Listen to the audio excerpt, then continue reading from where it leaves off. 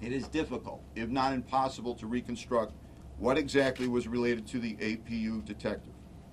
I need to point out that this detective had then and has now an outstanding reputation. He is dedicated, he comes to court prepared, and he has a deep-seated devotion to the protection of children. He took some information over the phone from a person he had never spoken to before who was in Utah. He correctly advised the caller that the statute of limitations had run on the misdemeanor conduct alleged, and according to the detective, he encouraged the caller to provide the names of anyone else who he believed might be in danger, and if necessary, to come in and talk face-to-face with the detective. The detective never heard from Bobby again, and he reported the call to his sergeant. That sergeant has no present-day recollection of this conversation. Much later, Chief Dennis Duval was made aware of an inquiry by a post-standard reporter as to whether the Syracuse Police Department had an active investigation regarding allegations of sexual abuse against Bernie Fine.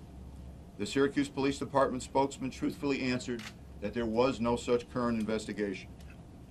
Chief Duval was informed in a general way of the allegations and that the caller had been encouraged to come in and go, quote, on the record.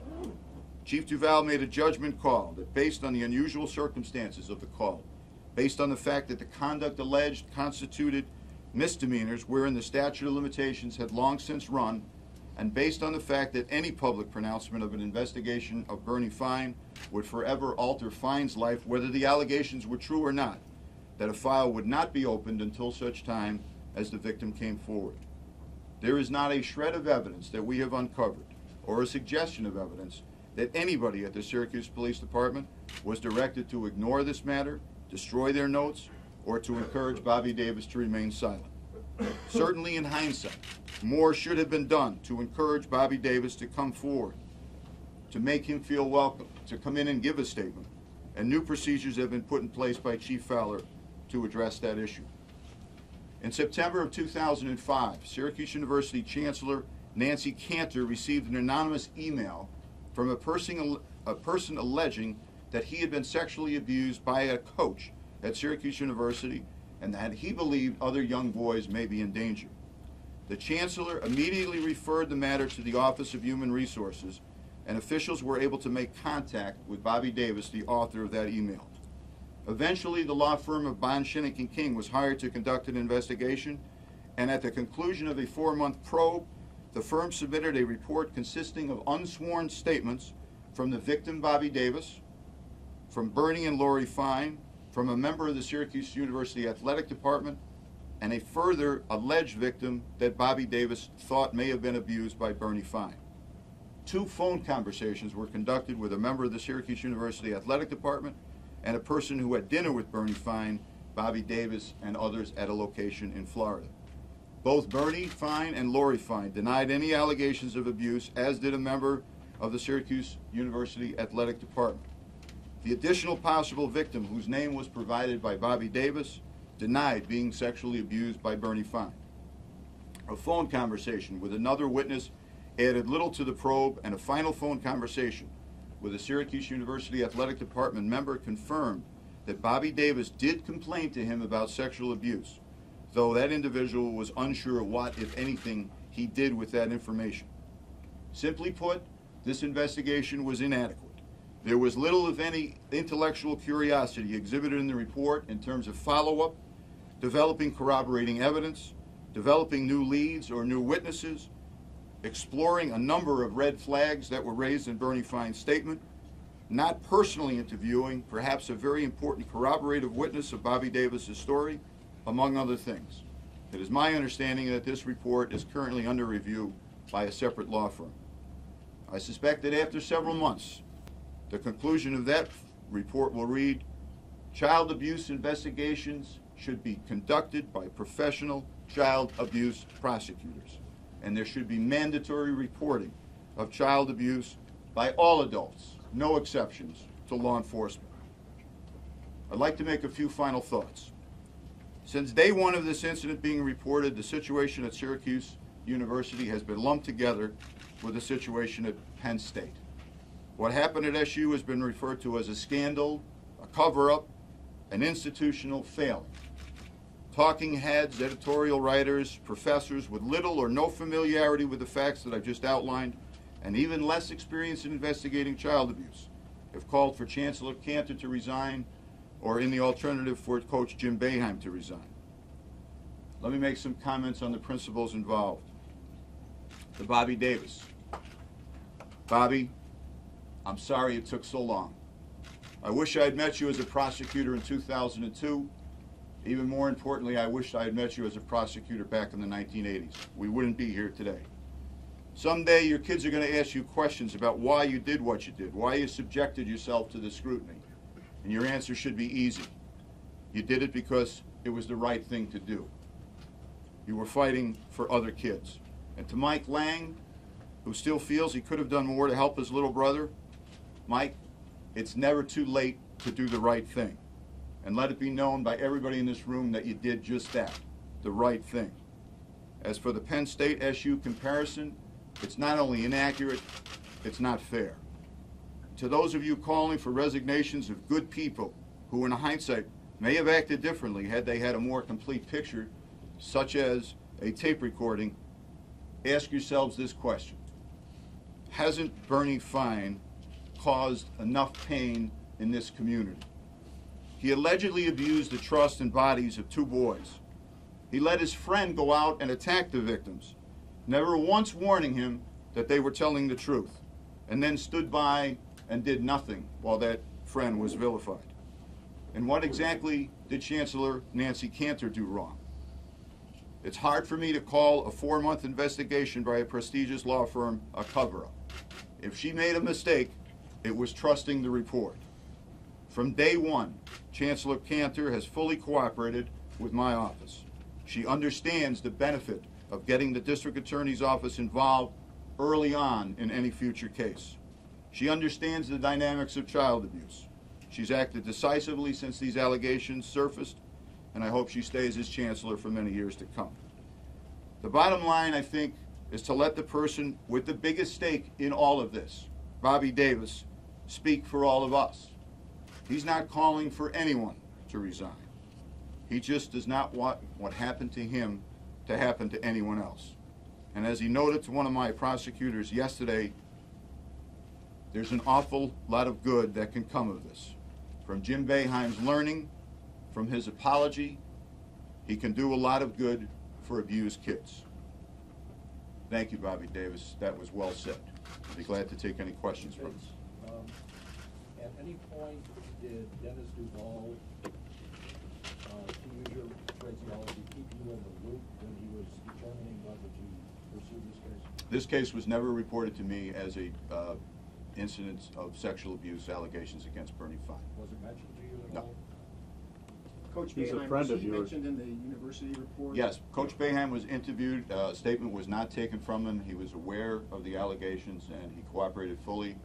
And I think when you look at his statements, which he has since apologized for, you have a better understanding of why he made them.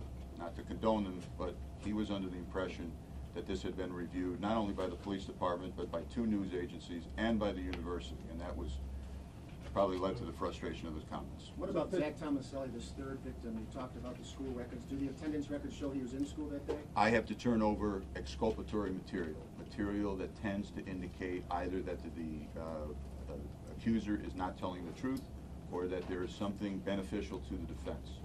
I don't turn over things that other than that, and I have turned those over to defense counsel. Does it show he didn't travel with the team? Any of those questions should be referred to the United States Attorney. They're the one that used him to get a search You warrant. don't give him credibility, though. Anybody else? Fitz, is it clear from what you said that Coach Boeheim only was aware of the allegations? Because he had said on a number of occasions, we'll see what happened on my watch. Can you expound on what may have happened? I think it's important to note what our investigation showed from Bobby Davis and Mike Lang. Mike Lang was unequivocal. He said Coach Boeheim knew nothing about what was going on with me and Bernie Fine. We have this impression that this was some massive institutional failure, that there were these numerous victims out there. I hope that doesn't turn out to be the case, but it is not, as of this moment, the case. Bobby Davis indicates that there was one time that Coach Boeheim saw him in a hotel room with Bernie Fine. There was nothing untoward about it, his dress or his demeanor. It was simply he was in a hotel room out of town with Bernie Fine. Coach Boeheim does not recall that. That is the extent of Bobby Davis's and Mike Lang's indication of what Boeheim knew or didn't know. By directing Bonchenik and King to handle the investigation, you said that they have no experience in or this kind of investigation for alleged child abuse. Were the cards already dealt in this that they would not find any kind of? No, I don't think that's true. The latter part of your question, I don't think that's true. I think that had they pursued this vigorously, I think that some things would have come out. I mean, all I can tell you is that if we had investigated this, and I say that because we're professionals, if we had investigated this in 2005 or 2002, we would not be here today. We would have corroborated Bobby Davis's story. I don't know that the result would have been any different. The statute of limitations had still run. I don't know if we would have found any other victims, but I suspect that Bernie Fine would have been fired a long time ago. Did you feel that they had an obligation to contact you? Well, there's a legal obligation, no. Did they have a common sense obligation, a professional obligation? Absolutely. Why wouldn't you? So isn't that an institutional failure? I think it's a failure in trusting the report. I don't know that it's a quote institutional failure. I wouldn't go that far. What is your view of the search warrants that were issued by the federal court, considering they were based on the statement of this third accuser whose credibility is now in question? I would defer any questions regarding the search warrant. I haven't seen the search warrant. Defer any questions on that, Matt, to the United States Attorney. Bill, what do you think about the impact of this case so far on our community? As a chief law enforcement officer, talk to me about overall how you think this community is handling it or not. Crises have a tendency to bring out the best in people, and they bring out sometimes the worst in people. Some instances we've seen here, I think, conduct that's inexplicable. I do not, for the life of me, know why the district attorney would have to go to court to get a file. I've never seen that happen. I speak with DAs all over the country. I'm an officer in the National DAs Association. I've gotten dozens of phone calls. Why is that going on? I've never received an adequate explanation for that. That's unfortunate. But in terms of the community, we're going to be fine. We're going to do just fine. This is a very, very, I think, progressive, enlightened community when it comes to the area of child abuse. We have one of the best child advocacy centers, frankly, in the country. Julie Cecil, if you don't know her, you should know her. She's phenomenal at what she does. We want to criticize Jim Boeheim for what he said, but isn't it interesting that in 9 years, nobody made any mistakes. Everybody did the right thing. Nobody, Post Standard didn't do anything wrong, ESPN didn't do anything wrong, Bonchenik and King didn't do anything wrong. Nobody did anything wrong. And yet here we are. One guy does something wrong, and a week later, he apologizes for it. He mans up. And now people want to get rid of him. Does that make any sense to me? I think we're going to be a better, stronger community the minute this is all over. Understanding. How do you think it'll end? That's up to the United States Attorney's Office. I can't bring Bernie Fine to justice for what he did to Bobby Davis and Mike Lang. And if there's other victims out there, we'll certainly pursue them with the fullest extent of the law. And at the United States Attorney's Office, I have every confidence if there's any evidence in the matters that they've seized, or if they can put a case together regarding a federal crime, they'll do it. Yes. You've been described many ways. I'll pick one word out, passionate, when a case like this is involved. Looking back a couple of weeks ago when you held your previous news conference, are there any comments that you made then that you regret having made, or that you walk back from a bit? The answer is no, but I regret making it public. I came into the office that day and had to dismiss some cases in city court because I was told that my office not only would not get reports, but we'd have to pay 50 cents a page for them, show ID, and walk across the street. It's a pettiness that, for some reason, you folks in the local media don't want to cover. I brought it up a week ago. My response is I got a nice PR glitzy response from the mayor's office that said I was histrionic. I got an editorial from the Post Standard saying that I had lost my temper. Not one single reporter ask the mayor or the chief of police a question about any of the specific issues I raised. At some point, you know, you gotta wonder. Have you A lot of got to people- the bottom of what you perceive to be the problem with the police department, of what moment things changed? No. A lot of people find it hard to believe that with your personal relationship with Dennis Duval, that you were kept in the dark, even though he became aware of this. How do you answer to that? And You know, that's really simple.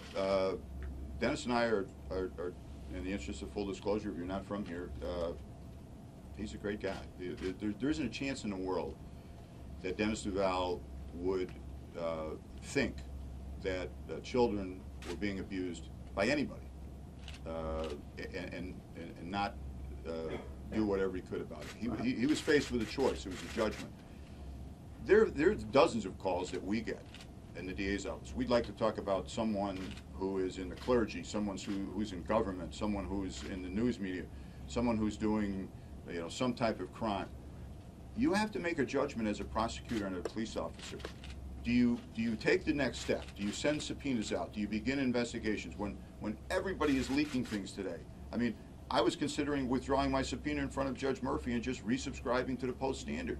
You know, the Syracuse Police Department was leaking something out every day that they chose to do, okay? In that environment, if I get a call tomorrow and says, you know, Mr. Jones, Miss Smith, prominent person, I proceed very cautiously. My number one goal, I want to make sure that children are protected. Yep. If the person says that so-and-so is a kleptomaniac, do I then, you know, begin an investigation? Then I get a call from Jim Kenyon. We have a report that you're investigating a prominent city councilor, a prominent member of the county executive staff for this or for that. It's a very, very difficult decision. Dennis made a choice back in 2003. I understand what he did. I might have handled it differently, but you know, what if he had implemented a full-blown investigation and Bobby Davis turned out not to be credible? What then? Bernie Fine's life would still have been ruined. It's a tough call.